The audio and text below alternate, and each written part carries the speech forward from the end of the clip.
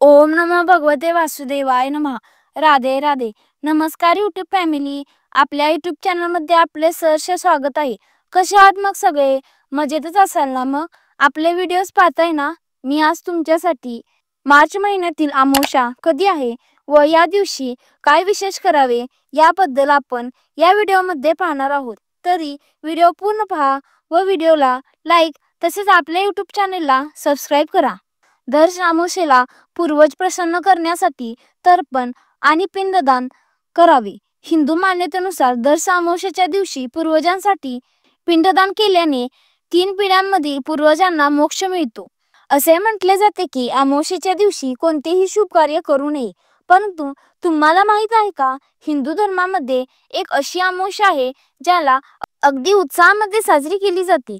धर्मग्रंथानुसार दर अमावस्या मोठ्या प्रमाणात साजरी करतात। दर अमावस्या दिवशी स्नान करून दान केल्याने पुण्य मिळते। दर अमावस्येचा दिवस पूर्वजांसाठी देखील खूप महत्त्वाचा मानला जातो। हिंदू मान्यतेनुसार या दिवशी पूर्वज पृथ्वीवर येतात। दर अमावस्येच्या दिवशी पूर्वजांना तर्पण आणि पिंडदान केले जाते। दर अमावस्येला केलेल्या तर्पण आणि पिंडदानाने पूर्वज प्रसन्न होतात।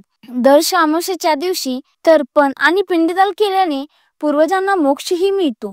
हिंदू पंचांगानुसार चैत्र महिन्यातील कृष्ण पक्षातील अमावस्या तिथी 28 मार्च रोजी संध्याकाळी 7:55 सुरू होऊन 29 मार्च रोजी दुपारी 4:27 संपेल।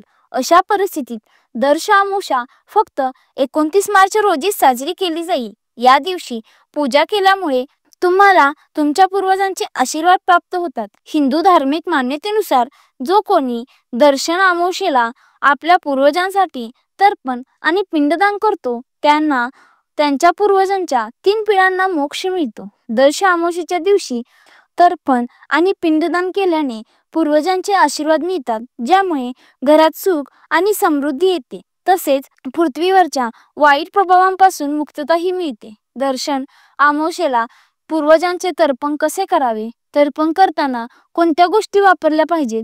चला जाणून घेऊयात। दर अमावस्येला सकाळी पवित्र नदीत स्नान करावे। यानंतर तर्पणासाठी दक्षिणेकडे तोंड करावे। पूर्वजांना तर्पण अर्पण करण्यासाठी जव, कुश, गूळ, तूप, संपूर्ण तांदूळ आणि काळे तीळ वापरावेत। संपूर्ण तांदूळ म्हणजे अखंड तांदूळ। पूर्वजांना तर्पण अर्पण करताना त्यांचे ध्यान करावे। पाणी घेऊन ते पूर्वजांना अर्पण करावे। पूर्वजांना प्रार्थना केल्यानंतर प्राणी आणि पक्ष्यांना अन्न द्यावे। याशिवाय देणग्या देखील द्याव्यात। स्कंद पुराणानुसार दर अमावस्येच्या दिवशी पूर्वजांच्या उद्धारासाठी आणि त्यांना प्रसन्न करण्यासाठी गंगा नदीत जव, कुश, गूळ, तूप, संपूर्ण तांदूळ म्हणजेच अखंड तांदूळ आणि काळे तीळ आणि खीर मधात मिसळून अर्पण करावे। असे केल्याने पूर्वज 100 वर्षे समाधानी राहतात, तेही आनंदी होतात आणि आशीर्वाद देतात। तरी पिंडदान कसे करावे हे आपण पाहूयात। सर्वप्रथम पवित्र नदीत स्नान करावे। यानंतर सूर्यदेवाला अर्घ्य अर्पण करावे। नंतर पूर्वजांचे फोटो स्टँडवर लावावेत। शेण, पीठ, तीळ आणि बार्लीपासून एक गोळा बनवावा। पिंड तयार करून पूर्वजांना अर्पण करावा। पितृदोषाच्या शांतीसाठी पूर्वजांचे ध्यान करावे आणि मंत्रांचा जप करावा। तरी तुम्हाला आमची ही माहिती कशी वाटली ते नक्की कळवा व आपल्या व्हिडिओला लाईक, कमेंट, शेअर तसेच आपल्या यूट्यूब चॅनलला सबस्क्राइब करा व बेल आयकॉनवर प्रेस करा, जेणेकरून आपल्या नवीन व्हिडिओची नोटिफिकेशन तुम्हाला सर्वात आधी येईल। राधे राधे।